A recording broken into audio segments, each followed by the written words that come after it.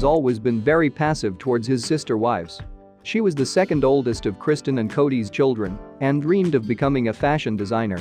When she met Tony Padron in 2015, she seemed very happy and in love. As a banker, he could offer her stability, and he came from a noisy and jovial Mexican family.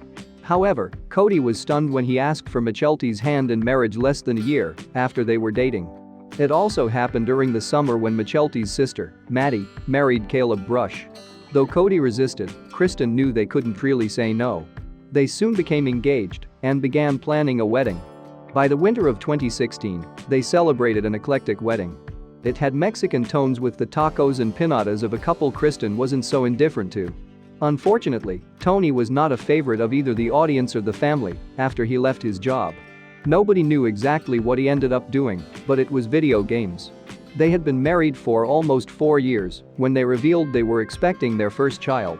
In April 2021, their daughter Avalon Asa was born in Utah and they are very happy.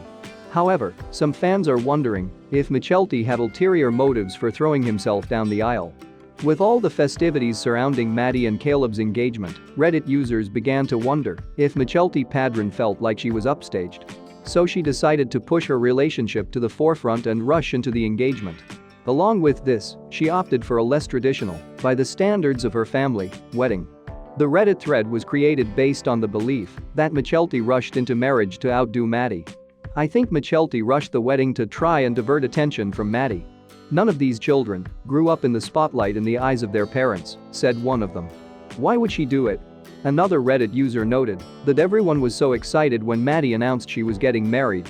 And yet, when Mykelti found her happiness, the family almost squeezed their noses. One asked if it was because of Tony's heritage.